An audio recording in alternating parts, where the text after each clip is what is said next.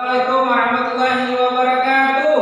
Waalaikumsalam warahmatullahi wabarakatuh. Kabar semuanya? Baik. Baik, seperti biasa sebelum belajar kita membaca doa terlebih dahulu. Ketua kelas pimpin baca doa. Silakan ketua kelas. Sebelum belajar. Sebelum belajar mari kita berdoa bersama. Bismillahirrahmanirrahim. Rabbi zidni ilman warzuqni fahman wasi'an. Amin. Oke, baik. Ada yang tidak masuk? Hadir semua? Hadir semua, alhamdulillah. Oke, jadi hari ini kita masuk semua, alhamdulillah sehat semua, sehingga kita bisa melaksanakan pembelajaran. Oke, sebelum belajar dimulai, masih ada yang ingat pelajaran kita minggu lalu? Minggu lalu kita belajar apa ya? Masih ada yang ingat? Ya, macam-macam zakat, benar sekali. Jadi zakat itu ada berapa Fatir? Ada berapa macam? Dua macam. Zakat apa aja tadi? Oke, zakat fitrah dan zakat. Oke, jadi minggu belakang kita sudah belajar tentang arti zakat dan macam-macam zakat. Hari ini kita akan melanjutkan pembelajaran kita, yaitu masih tentang zakat, tapi orang yang berhak menerima zakat. Kira-kira ada yang tahu siapa yang berhak menerima zakat? Ada yang tahu? Belum tahu? Oke, kalau belum tahu hari ini kita akan belajar bersama-sama. Oke, siap? Oke, baik. Adapun tujuan pembelajaran pada pembelajaran hari ini yang pertama, nanti kita akan melaksanakan pembelajaran dengan model kooperatif contextual learning. Dengan harapan yang pertama, nanti kalian bisa menganalisis golongan yang berhak menerima zakat. Jadi setelah belajar ini tujuannya kalian tahu siapa saja sebenarnya yang berhak menerima zakat. Kemudian nanti selanjutnya bisa menjelaskan dari golongan itu, dijelaskan apa saja, menjelaskan orang yang berhak menerima zakat itu dengan tepat. Jadi itu tujuan pembelajarannya. Jadi ingat ya, jadi kalian bisa menganalisis siapa saja golongannya, kemudian bisa menjelaskan golongan-golongan tersebut. Nah, adapun tentu pembelajaran ini ada manfaatnya untuk kalian ke depan. Benar nggak? Benar. Ya kan? Ya. Ya, jadi harapannya setelah belajar ini kalian ketika berada di masyarakat, biasanya bulan Ramadan ada kegiatan pembagian zakat fitrah, maka kalian tahu sebenarnya siapa yang berhak menerima zakat itu. Jadi zakatnya kalau bisa tepat sasaran sesuai dengan golongan yang berhak menerima zakat.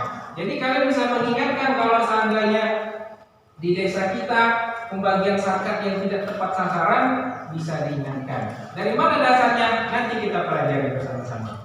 Oke? Oke. Let's breaking terlebih dahulu. Kalian ikuti instruksi yang ada di layar. Bisa? Kita mulai ya? Ya. Siap?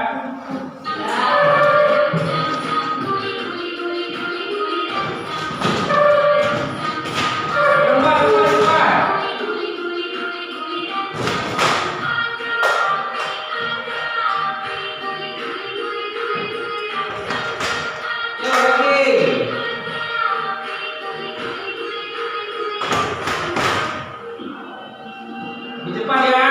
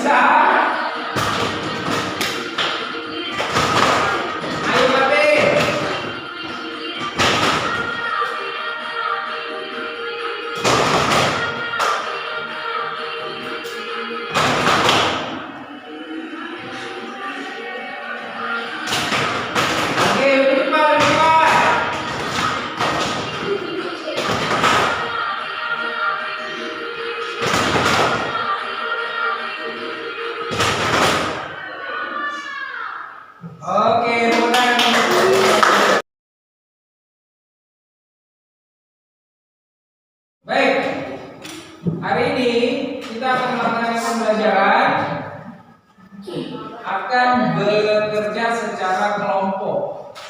Ya, bekerja secara kelompok. Karena kita 10 orang, berarti kita bagi 2 kelompok saja. Apa tugas kelompoknya? Tugas kelompoknya nanti ada 3 masalah yang harus kalian selesaikan dan diskusikan secara bersama-sama. Yang pertama, siapa saja orang yang berhak menerima zakat. Untuk mencari itu, kalian boleh lihat di buku, boleh lihat di HP. Karena mau HP kan?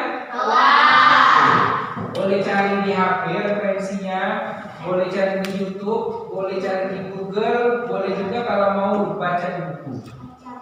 Ya, kemudian sesudah kalian tahu siapa saja yang berhak menerima zakat itu, kemudian kalian diskusikan lagi. Kira-kira di dalam desa atau tempat tinggal kalian, golongan yang mana yang biasa menerima zakat itu? Zakat fitrah atau zakat mantu. Kira-kira golongan yang mana? Ya. Jadi sudah tahu siapa saja yang berhak menerima zakat, kemudian kalian lihat lagi, kalian ingat-ingat lagi. Ketika pembagian zakat, kira-kira golongan yang mana yang biasa menerima di desa kita atau di masjid kita.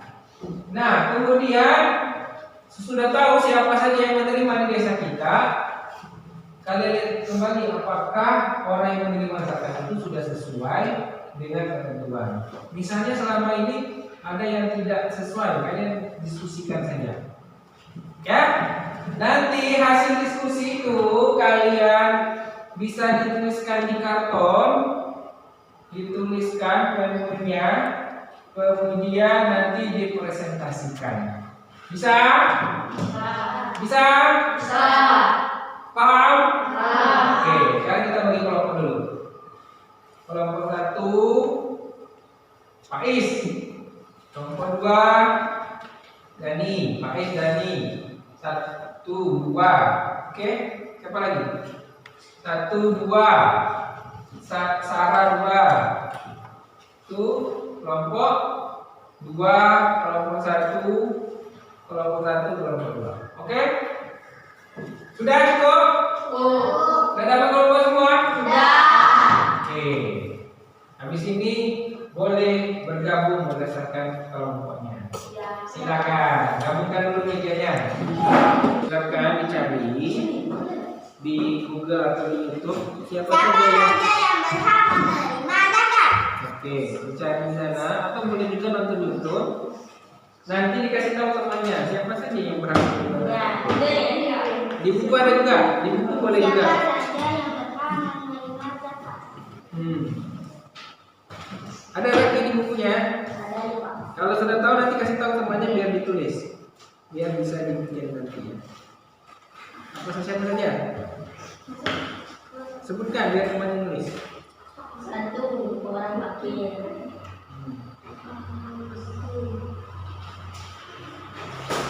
Oke. Ada apa Is? Ada 2 orang miskin. Fakir miskin. Anil muara 3. Ukah garimin syariah.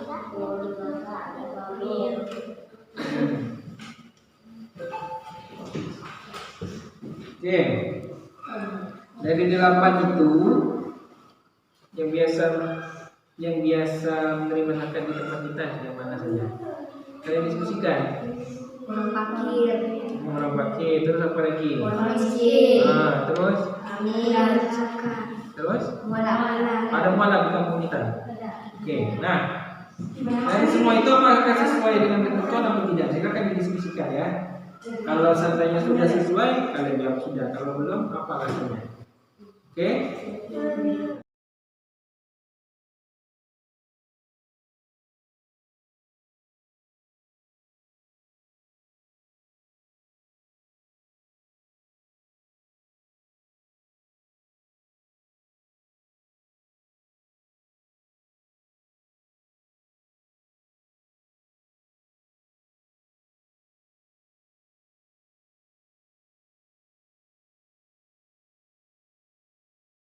Assalamualaikum warahmatullahi wabarakatuh. Waalaikumsalam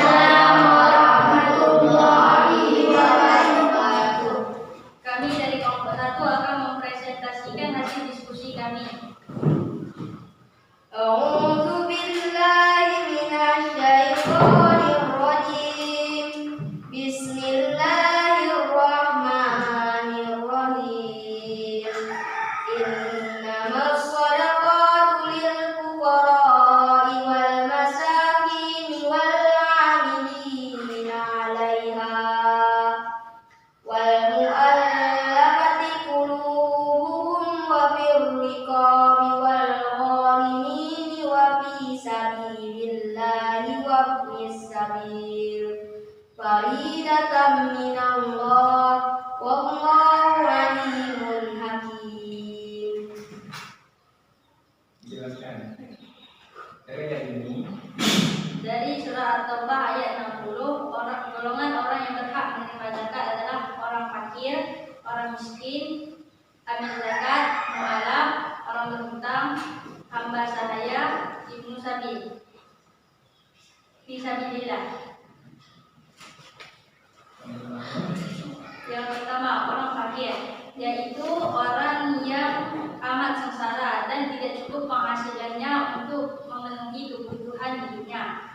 Yang kedua adalah orang miskin, yaitu orang yang tidak cukup penghasilannya untuk kebutuhan sehari-hari.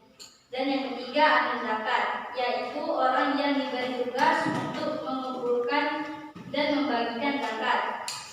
Yang keempat mu'alaf, yaitu orang yang bukan Islam, yang berkeinginan masuk Islam, yang imannya masih lemah. Dan yang kelima orang berhutang, yaitu orang yang berhutang karena untuk kepentingan yang bukan maksiat dan ia tidak mampu membayarnya.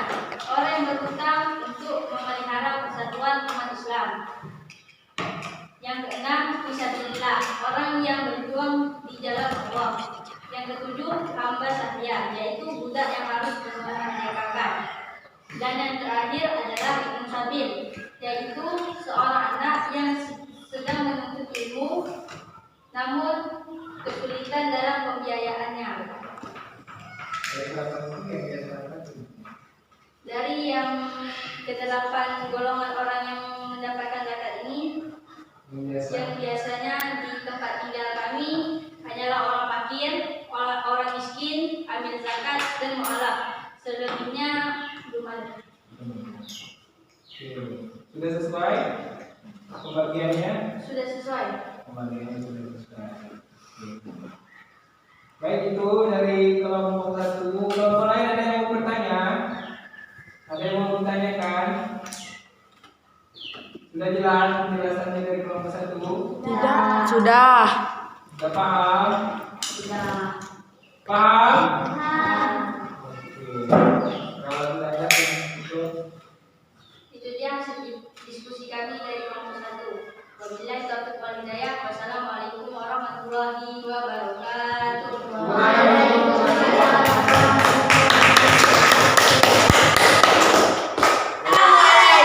warahmatullahi wabarakatuh. Kami dari kelompok 2 akan mempresentasikan kerja kelompok kami yang akan disampaikan oleh teman-teman kami Sasa dan Lita. Quran surah At-Taubah menjelaskan bahwa sesungguhnya zakat itu hanyalah untuk orang-orang fakir, orang miskin, amil zakat yang dilunakkan hatinya atau mu'alaf, untuk memerdekakan hamba sahaya, untuk membebaskan orang yang berhutang, untuk jalan Allah Subhanahu wa taala, dan untuk orang yang sedang dalam perjalanan, sebagai kewajiban dari Allah Subhanahu wa taala. Allah Subhanahu wa taala Maha mengetahui, Maha bijaksana. Di desa kami hanya ada 4 golongan yang mendapatkan zakat. Yang pertama orang fakir, kedua orang miskin, ketiga amil zakat, keempat orang berhutang. Tadi kita sudah melakukan diskusi. Jadi dari diskusi tadi dapat kita simpulkan bahwasannya orang yang berhak menerima zakat itu ada 8. Ya, ada 8 orang yang berhak menerima zakat. Siapa saja? Yang pertama adalah fakir. Fakir ini orang yang tidak memiliki harta dan tidak memiliki kemampuan.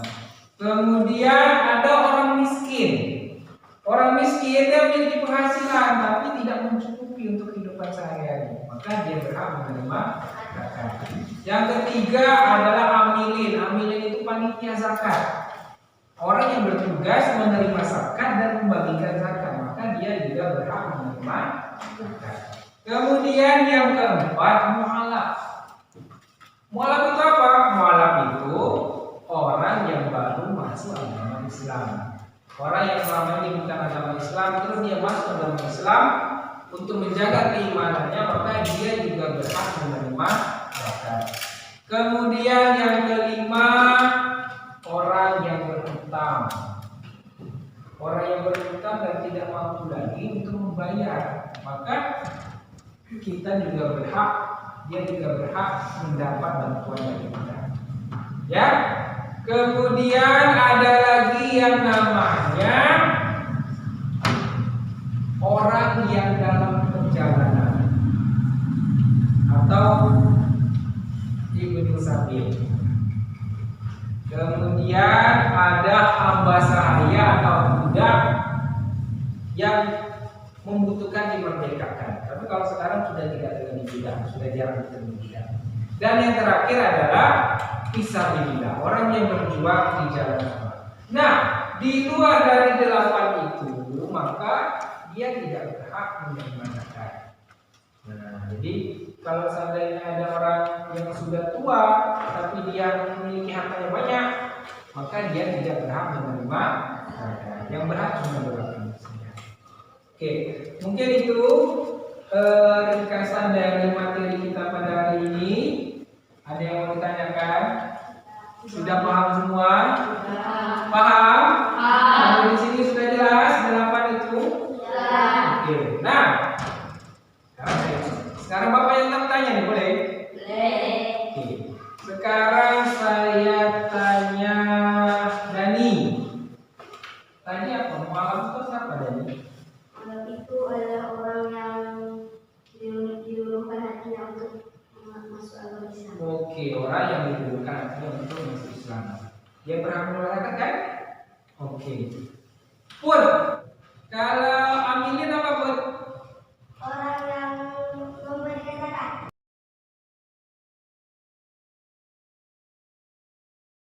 Sebelum kita tutup pelajarannya, seperti biasa kita akan melaksanakan refleksi, mengungkapkan kembali apa yang kita pelajari, perasaannya, kemudian apa yang harus diperbaiki dalam pembelajaran. Oke, saya minta Pak Is untuk melakukan refleksi hari ini. Kami hari ini mempelajari tentang orang-orang yang berhak menerima zakat. Perasaan saya senang hari ini karena dapat mengetahui ilmu yang baru. Harapan saya semoga Pak betul pembelajarannya semakin menyenangkan lagi. Baik, demikianlah pembelajaran kita pada hari ini. Semoga apa yang kita pelajari ini menambah ilmu baru, ya, menambah masukan sehingga nanti bisa diterapkan di dalam kehidupan sehari-hari. Dalam pembelajaran ini tentunya silakan diulang-ulang di rumah. Minggu depan kita lanjutkan dengan masih seputar zakat, yaitu tentang hikmah zakat. Oke? Ya, saya akhiri dan menutup kegiatan ini dengan bersama-sama membaca lafaz hamdalah. Alhamdulillahirabbil alamin. Assalamualaikum warahmatullahi wabarakatuh.